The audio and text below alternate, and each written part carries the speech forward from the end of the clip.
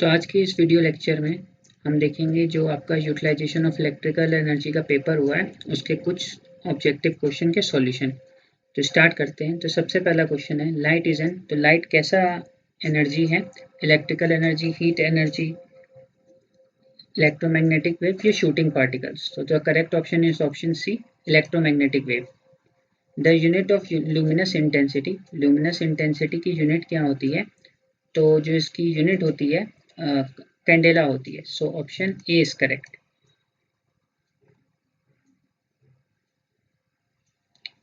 In an electrical discharge lamp light is produce by, तो electrical discharge lamp पर light कैसे produce होती है? कैथोड रे इमिशन से, आयोनाइजेशन इन गैस और vapour, heating effect of current या मैग्नेटिक इफेक्ट ऑफ करंट। ठीक है, किस से प्रोड्यूस होती है, किस तरीके से? सो जो इसका जो करेक्ट ऑप्शन होगा वो होगा ऑप्शन बी, आयोनाइजेशन इन ए गैस और vapour. Fourth question is the solid angle subtended at the center of a hemisphere of radius r will be। तो solid angle कितना subtend होता है एक हेमिस्फेयर में जिसका रेडियस r है? So the correct option is 2 पाई। तो 2 पाई जो होता है रेडियस होता है उस हेमिस्फेयर का।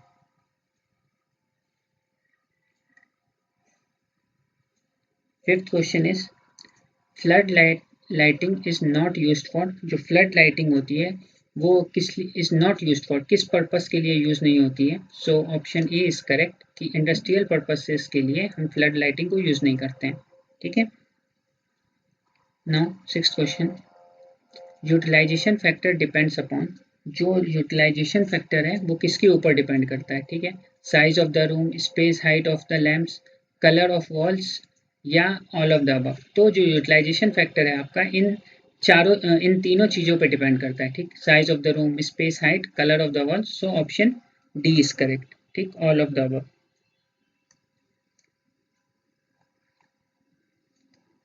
Seventh question is heat is transferred simultaneously by conduction, convection and radiation. ठीक है, during melting of ice from refrigerator coils to refrigerator feature inside the boiler furnace, या D through the surface of the insulated pipe carrying steam.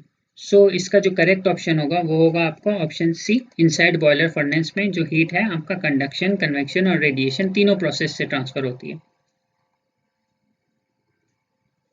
Eight question, in case of immersion type water heater the heat is transferred by, कि heat immersion type of water heater में heat किस process से transferred होती है? so the correct option is option C, convection process से transferred होती है।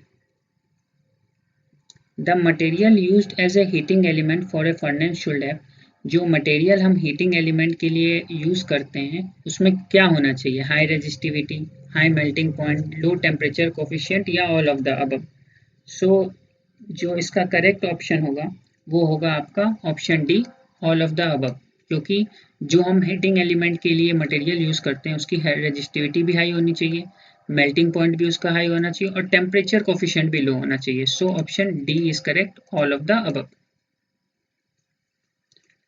Now tenth question, for a heating for are heating the electrodes used are made up of.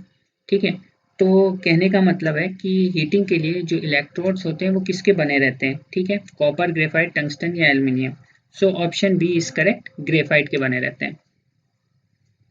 Dielectric loss is proportional to, so dielectric loss किसके proportional होता है? ठीक है, frequency के, frequency square के, फ्रीक्वेंसी क्यूब या frequency under root of frequency या frequency के पावर हाफ के। So the correct option is option A, frequency के। ठीक है, dielectric loss is proportional to frequency.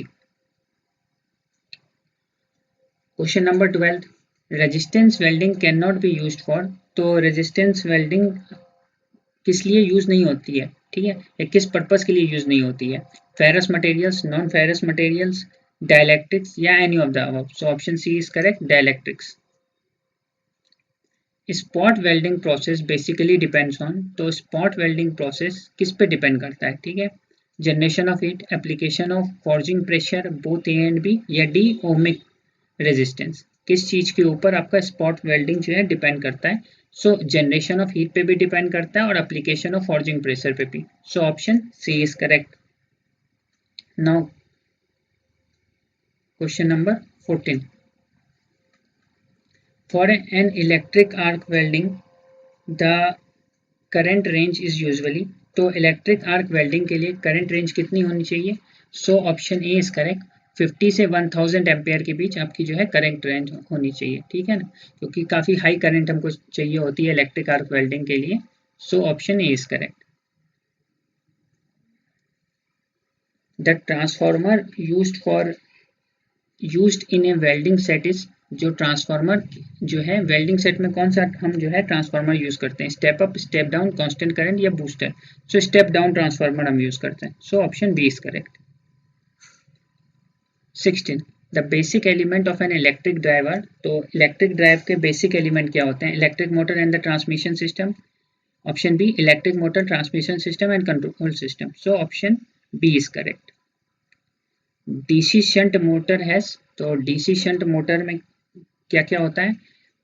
High starting torque and suitable for heavy duty application, torque varying nearly as the square of the current, almost constant speed या dangerously high speed at no load. So जो इसका correct option होगा वो होगा option C, almost constant speed. ठीक है, तो आपकी जो डीसी शंट मोटर है वो ऑलमोस्ट कांस्टेंट स्पीड मेंटेन करती है। ठीक है। 18th, the motor used in elevator is, जो हम एलिवेटर या लिफ्ट्स में होते हैं उसमें कौन से मोटर यूज करते हैं? 3 phase induction motor, synchronous motor, capacitor start single phase induction motor या शेडेड पोल मोटर?